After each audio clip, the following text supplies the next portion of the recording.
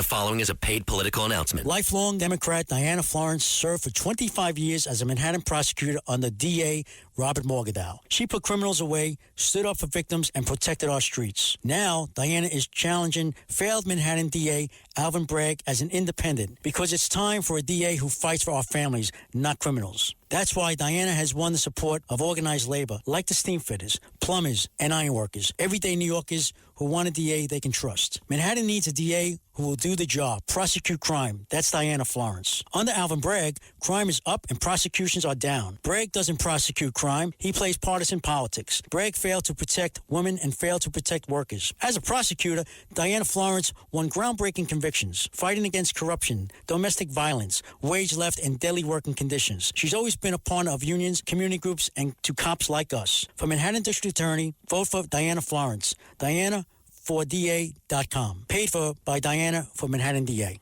This podcast is brought to you by Carvana.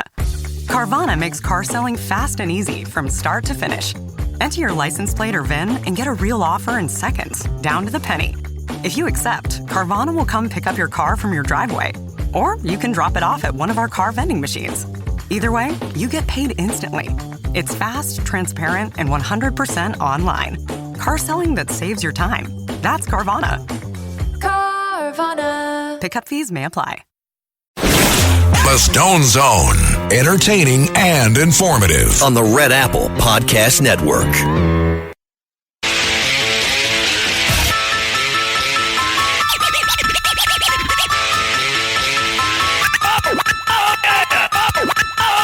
This is the Stone Zone with Roger Stone. People love him and respect him. Roger Stone. Now, get in the zone. It's the Stone Zone. Here's Roger Stone.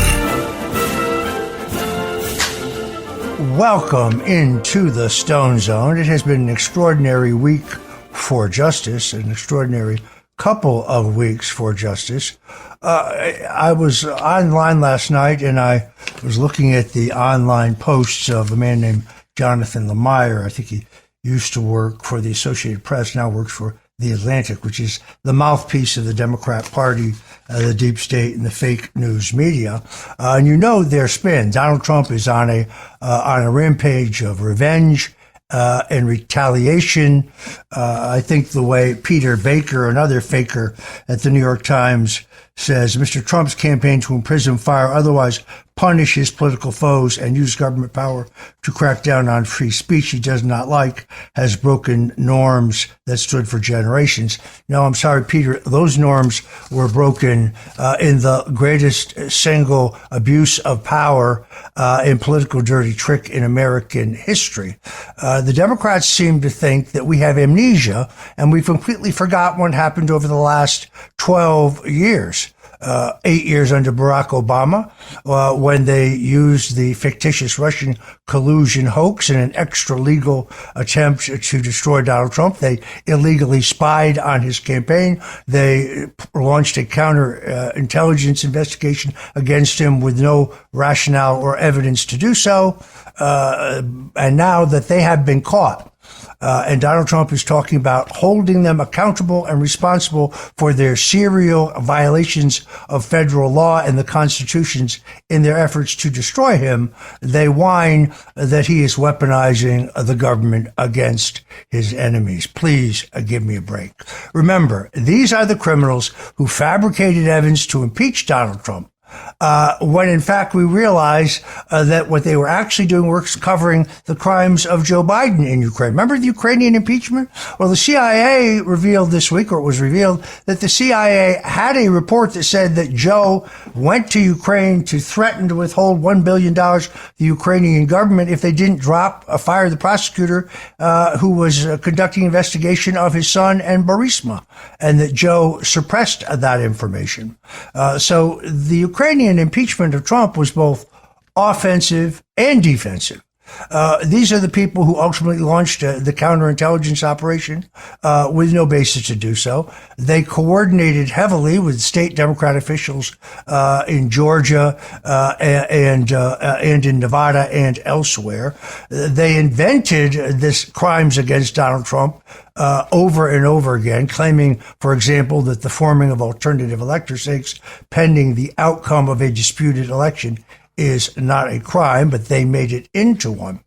They also spied on Donald Trump's campaign for president in 2016, using what they knew was fabricated evidence, both the Steele dossier, completely discredited, paid for by Hillary Clinton, and the fake claim that the Russians hacked the DNC, for which there is no evidence whatsoever. The Democrats never let the FBI inspect their servers. A company called CrowdStrikes did. CrowdStrike's report was kept from my attorneys at my trial because it said that they had no proof whatsoever that the DNC was the target of an online hack by the Russians or anyone else. The judge in my case would not allow us to call the leading counterintelligence IT retired expert in the CIA, who could have given both expert testimony and forensic evidence, proved there was no hack. But those were the twin pillars of the initial assault on Donald Trump. The Russian collusion hoax, which failed. Their own special prosecutor burned through $30 million, had to admit that he had no evidence. They then shifted their focus to try to show that Trump had obstructed their investigation when their investigation was never legitimately open because there was no Russian Alpha Bank connection. They tried that one, and the Steele dossier was a fraud. So on what basis did they open this operation? Well, it's because John Brennan, the CIA director, gave the Steele dossier credibility and shoved it into the daily intelligence report for a waiting Barack Obama. It is beyond belief. These are the same people who charged Donald Trump in New York under a New York state law that has never been used in the history of the state, which they claimed that he had inflated the value of his assets in order to secure real estate loans, which he paid back in full, making $40 million for the lenders. The judge would not let any of the lenders testify at the trial. They changed state law for just a brief period of time to facilitate the prosecution of a sexual assault case by a woman with no credibility and who appears quite crazy. And the only evidence she gives is her testimony.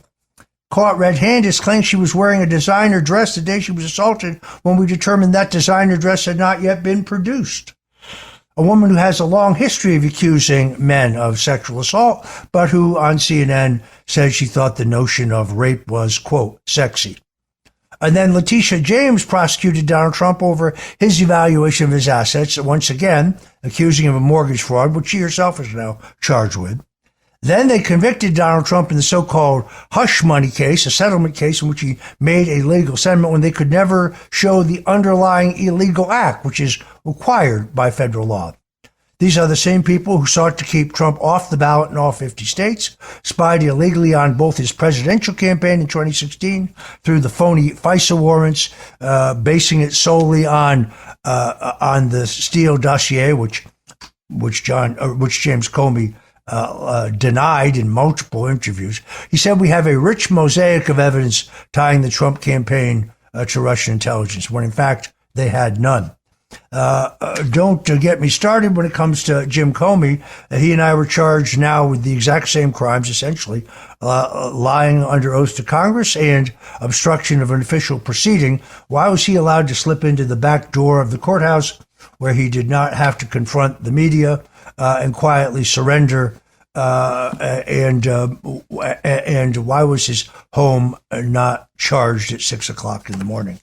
I mean, to be quite honest, within 24 hours of my framed indictment, or I should say indicted framing, 29 FBI agents famously stormed my house at 6 o'clock in the morning after the prosecutors in Mueller's office, specifically Andrew Weissman, thoughtfully tipped off CNN, given exclusive rights to film my humiliation live.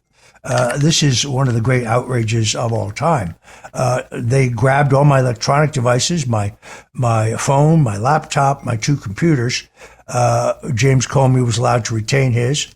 They put a gag order on me based on this incredibly false claim that I had threatened the judge in my case. Any reasonable examination of the facts of that, you can go to my website, Stone Cold Truth, and see them. It shows that that's a fraud.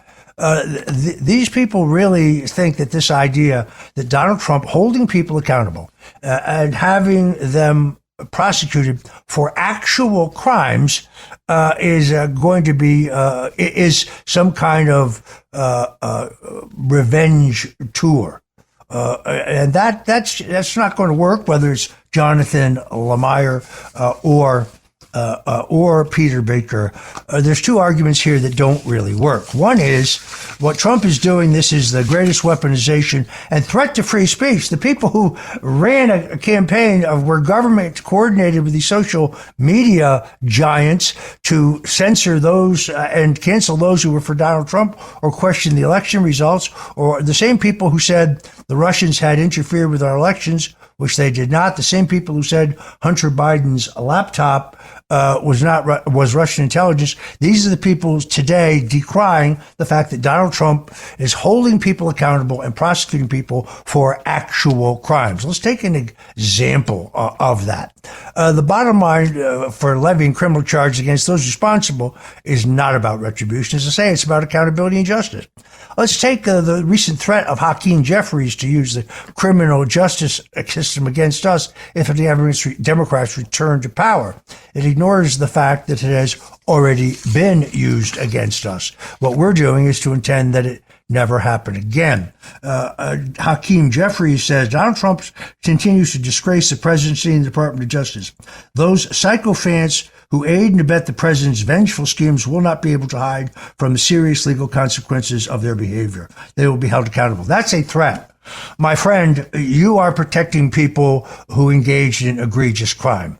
And threatening us is not going to work. Threatening to destroy us isn't going to work. You know why? Because you already tried to destroy us, and you failed. You tried to destroy Donald Trump and his family. You tried to destroy General Michael Flynn and his family. You tried to destroy Paul Manafort and his family. You tried to destroy Roger Stone and his family. You tried to destroy Carter Page and his family. You tried to destroy George Papadopoulos and his family. You pulled off the greatest spy scaper, greatest constitutional violation in history. You weaponized the full authority of the government to undo the results of the 2016 election. And your prosecutors were vicious, particularly when it came to January 6th, where you manufactured an insurrection of people who came to the Capitol without guns. The only 2 people killed that day was a decorated Air Force veteran, Ashley Babbitt, who was shot and killed without warning, menacing no one, carrying no weapon, and Roseanne Boylan, who essentially was crushed to death by Capitol Hill police after being beaten with a baton by a Capitol Hill police officer. So no one is buying this idea. And there's further proof is the fact that now, based on what I've said in this show consistently, New York Attorney General Letitia James has been indicted on mortgage fraud charges, as well as bank fraud, and making false statements to a financial institution regarding her residences in order to receive favorable deals on mortgages. Let me be very clear. This is just the opening, salvo. I believe that there will be superseding charges filed in the same district that will be even more damning. But the bottom line of it is that all those stories leaked by NBC and the Hill, not the Hill, pardon me, the UK Daily Mail, that senior prosecutors in the office doubted that there was probable cause. A jury of Letitia's peers decided differently. Lindsay Halligan, the temporary interim U.S. attorney for the East District of Virginia, said this proves that no one is above the law. The charges, as alleged in this case, represent intentional criminal acts and tremendous breaches of the public's trust. The facts and the law in this case are clear, and we will continue to follow them to ensure that justice is served. It is interesting, based on what I now understand, Lindsay Halligan took this to the grand jury personally. She did not inform or get clearance from her superiors at the Department of Justice. She followed the direct instructions of the President of the United States to charge a crime if actual evidence of a crime was found. She consulted numerous legal experts, plus the attorneys at FHFA, I understand, and she concluded a crime had been committed, and she moved aggressively to prosecute it. More to come here, in my opinion. It's amazing and not surprising that Kathy Hochul saluted James for her integrity, her independence, and her relentless fight for justice. Look, she's got campaign finance fraud charges against him through her epic abuse of Act Blue. She has, I think, additional charges against her for the cover-up of a sex trafficking operation in the Bronx that she covered up. So there'll be a lot more about Letitia James, but it is amazing that these leftists are now choking on accountability. Let's remember, Letitia James charged Donald Trump under a law that no one has ever been charged with. And she very pompously said that she would prosecute mortgage fraud because those who engaged in mortgage fraud hurt all New Yorkers. Well, now she is being hoisted on her own petard. I'm Roger Stone. We're celebrating this just and rightful prosecution of Letitia James right here in the Stone Zone, and we'll be right back. This is the Stone Zone with Roger Stone. It is a great, great person, Roger Stone. The Stone Zone.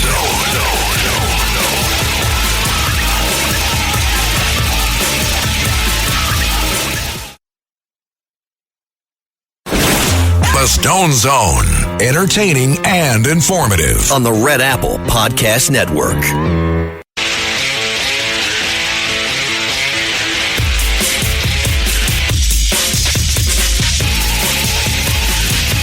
This is the Stone Zone with Roger Stone. Roger Stone, who's a very, one of the smartest political minds.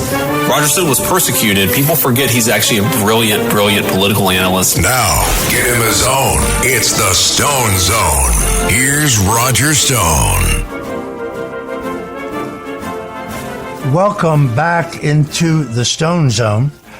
We were just talking about this ridiculous attempt by the Democrats to accuse Donald Trump of revenge and retribution, accuse him of politicizing the Justice Department against his political enemies, when what he's actually doing is holding actual criminals responsible for their crimes and holding them to account. Let's be very clear. Special Counsel Jack Smith convinced a federal judge who's an extreme Democrat leftist to order Donald Trump's attorney, Evan Corcoran, to testify against their privileged conversations and to turn over all documents he shared with his legal client. That is a violation of the Sixth Amendment. It is one of the most outrageous extra legal activities I've ever seen. Jack Smith, with no authorization from anyone, spied on 8 Republican members of the U.S. Senate. Jack Smith illegally coordinated with state prosecutors in Georgia, Nevada, and New York to frame Donald Trump for local crimes that he was not guilty of. Jack Smith took the perfectly legal act of creating an alternative elector slate pending a dispute over the outcome of an election on a statewide basis and turned that into a crime, which it is not. It was done in 1877 extensively in this country, and in 1960, John Kennedy disputed the Hawaii results, filed an alternative elector state, and after they counted all of the absentee ballots, JFK was right, and his alternative slate was seated. No one accused Jack Kennedy of a crime. So this is the most egregious abuse of power. It is one running conspiracy. It may have begun in July of 2017 in the White House, but it continued until the FBI agents were going through Melania Trump's underwear drawer in Mar-a-Lago, which is why this this trial does not have to go to trial in the District of Columbia, where I can tell you firsthand the judges are epically biased and corrupt. The Constitution, the law, the facts, the evidence, none of these things matter. This case can go to trial in Fort Pierce, Florida, where you'll actually get an honest judge and a fair trial. The evidence of seditious conspiracy and treason is so overwhelming, I think that they all will be convicted. I'm Roger Stone. I'm riding high here in the Stone Zone.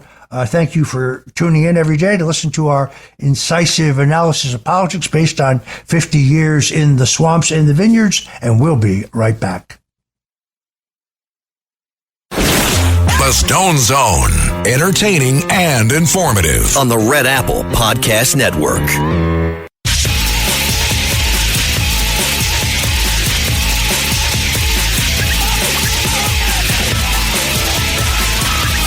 This is the Stone Zone. Now, get in the zone. It's the Stone Zone.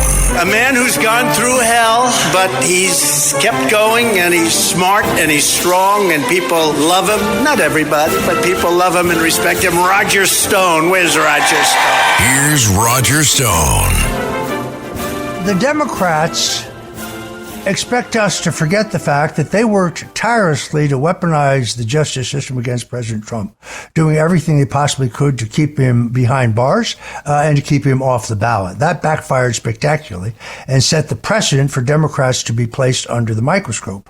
This is not about retribution. It's about rejuggling, resetting the scales of justice.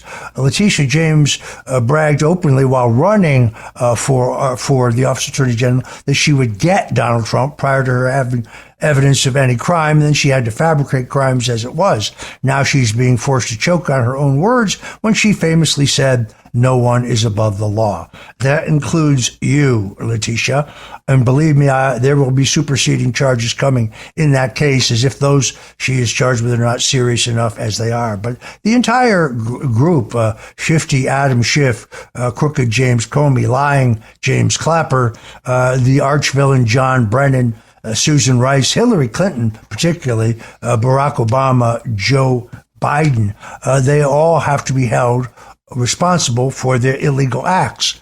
We're not inventing crimes as they did. We're not fabricating crimes as they did. We now have, thanks to Tulsi Gabbard, absolute indisputable proof that this was an illegal coup.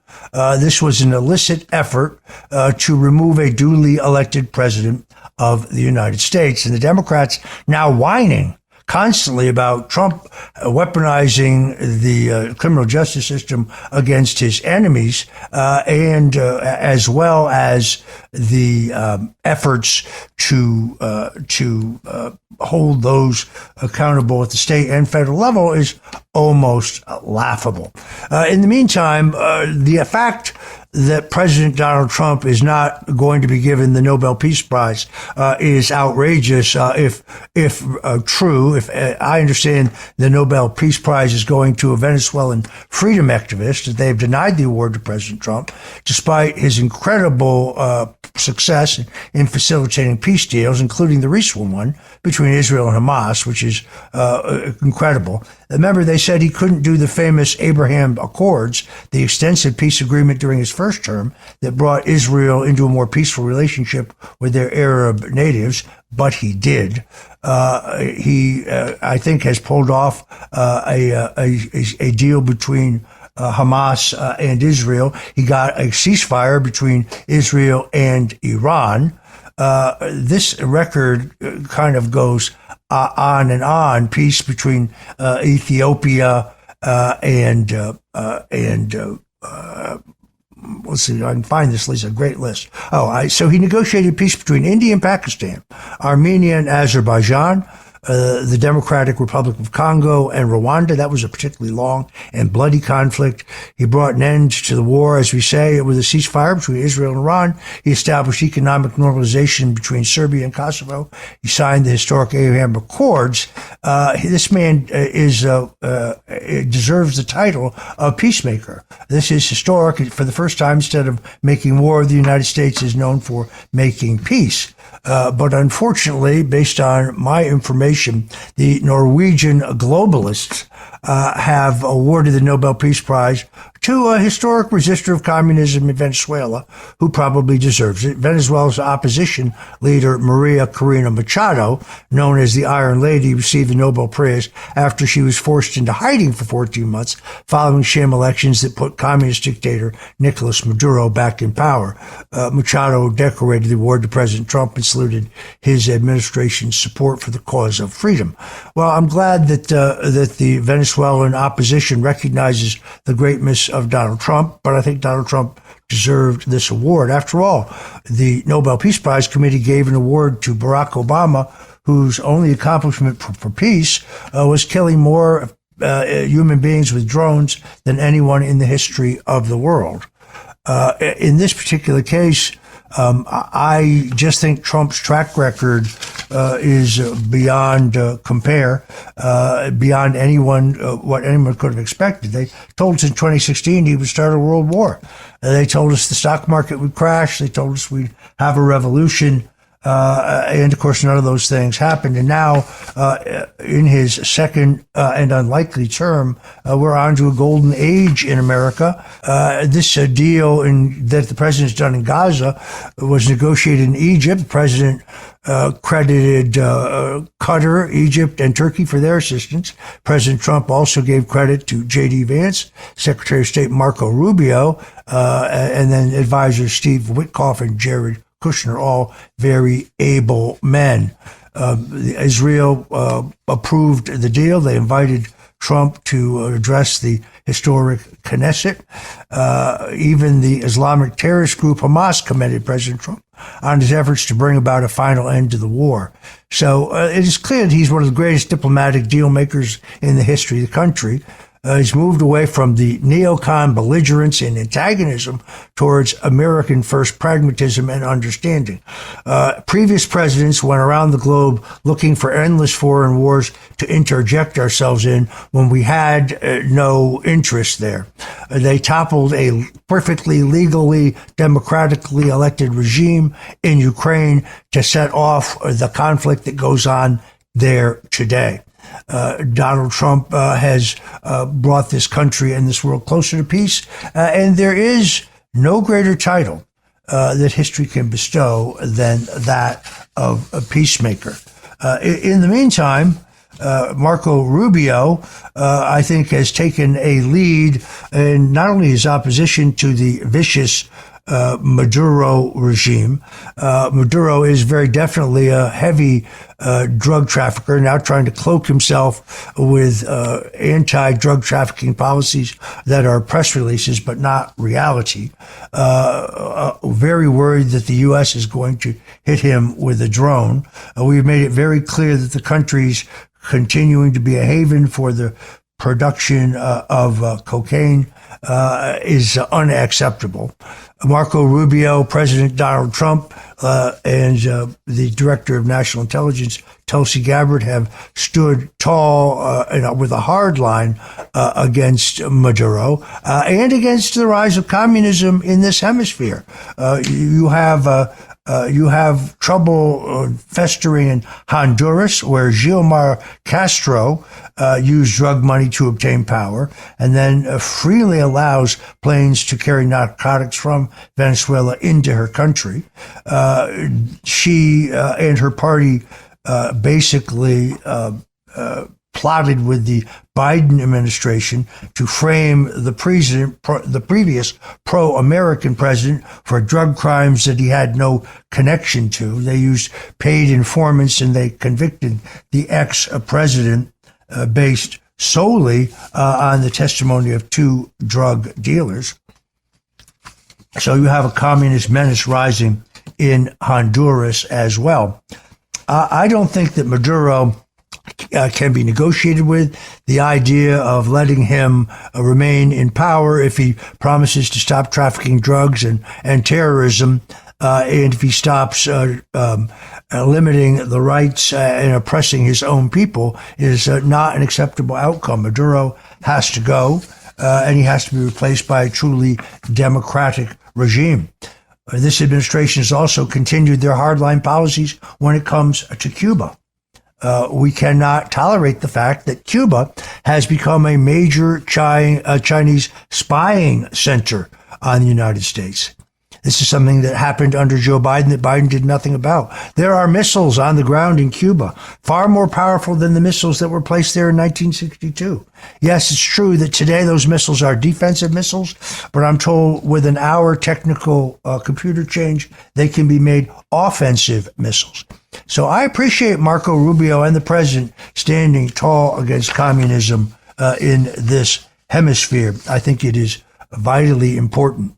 Meanwhile, the president is considering a massive tariff for China over the rare earth restrictions.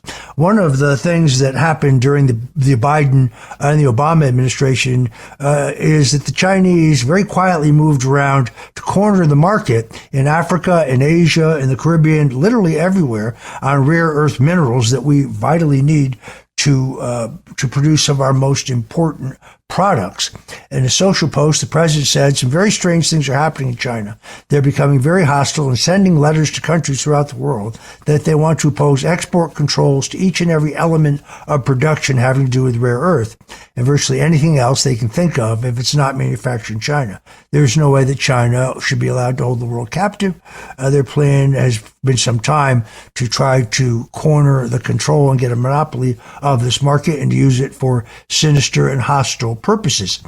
The president has enabled a rare earth mineral task group where we are going to make sure that around the globe, the U.S. has access to rare earth mineral production at the highest possible levels. But we're playing catch-up ball because the Chinese have been quietly buying up these rights on an ongoing basis. Right now, the second largest depository of rare earth minerals in the country is in Vietnam, theoretically a conservative country, but not necessarily prepared to turn those rights over to their communist neighbors, Red China, someplace that the United States should be making a move. You see the administration has been taking positions in some rare earth mining companies. I think this is a very wise move. China is going to continue to be our single greatest threat. In the meantime, it is kind of enjoyable to watch Congressman Jerry Nadler, who's finally retiring at the end of this year, humiliate himself by calling Robert F. Kennedy anti-Semitic over the HHS Secretary's comments on autism and circumcision rates. RFK noted that circumcised children have twice the rate of autism, likely due to the fact that they receive Tylenol or some over-the-country painkillers to deal with the pain. Nadler remarked in a tweet that was anti-Semitic. I call on my colleagues to hold both sides of the aisle to clearly denounce it. By the way, Robert F. Kennedy is probably the strongest single supporter of Israel in the Jewish people. His father was murdered by a Palestinian radical. Has people forgotten that?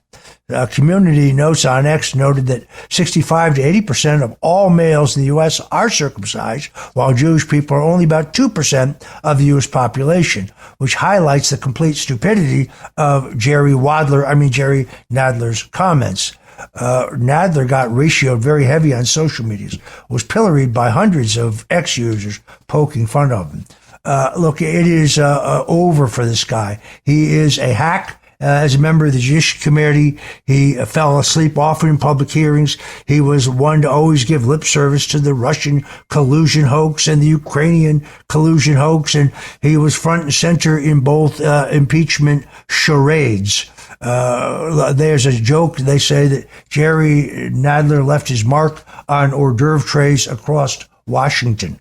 Good riddance to this Tammany relic. It's a shame that it's not a competitive district. When he got paired with a fellow Democrat, he went to his union pals to get him one more term. It is definitely time for Jerry to hang it up. But God forbid we get somebody like Dan Goldman, the trust fund baby, who accused the FBI director of bribing out-of-work FBI agents who've been suspended by raising money to support their families. That Dan Goldman.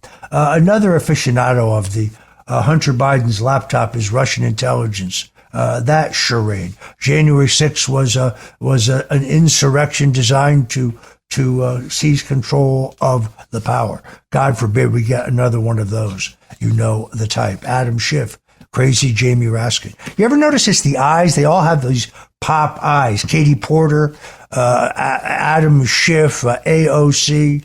They all have these crazy pop eyes. It's part of the radical left look I get. The crazier they are, the more they have these big, weird eyes. Maybe I'm just the only one who observes this, but you can hit me at Ask Stone. It's StoneZone.com if you want to comment on any of this. In the meantime, we appreciate you joining us here on the Stone Zone, where we give you the stone cold truth, our incisive analysis of what's going on in the political arena. Don't touch that dial, because we'll be right back.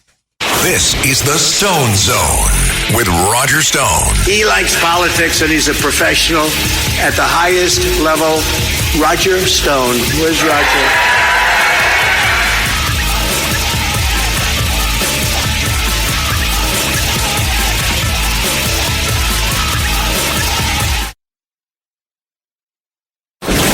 The Stone Zone. Entertaining and informative. On the Red Apple Podcast Network.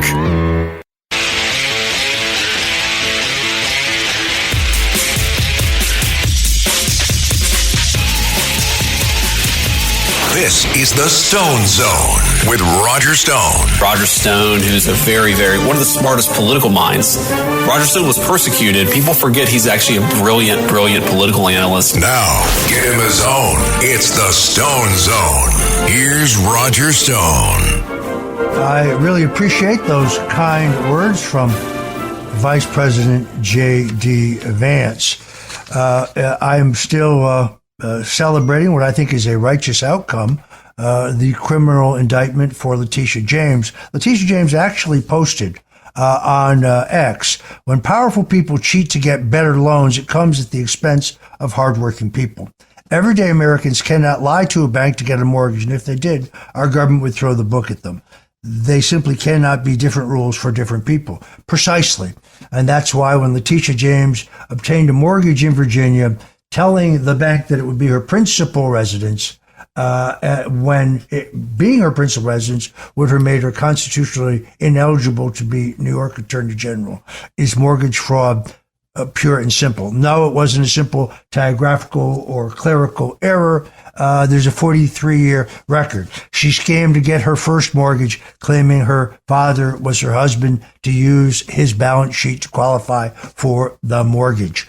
There were instances when she was seeking mortgages and they were denied for financial reasons, that she reached out to New York University to get a quick consulting gig to reflect on her financials and qualify for a mortgage. What's that all about? So they're right. We cannot hold different people to different standards. Hakeem Jeffries is somebody I've watched for a long time. Back after President Trump recognized that I was being pressured to testify falsely against him, that there was no real crime on my part. In other words, if I made misstatements to the House Intelligence Committee, they were not material because there was no Russian collusion or WikiLeaks. There was nothing to lie about, and there certainly was no knowledge of Donald Trump to lie about. The media immediately insisted, Hillary Clinton, Adam Schiff, the aforementioned Jerry Nadler, that President Trump pardoned me in return for a vow of silence regarding Trump's inappropriate acts. The problem is there were no inappropriate acts. I had no motive to lie. It was a very clever frame job, but it was really about pressuring me to testify falsely and claim that Trump had in some way been in touch with the Russians, which I refused to do. But at the time, Hakeem Jeffries posted the following: Roger Stone lied to cover up for Trump. The corrupt president just paid him back. They can all be indicted on January 21st. That sounds to me like revenge and retribution, but it's also based on a falsehood.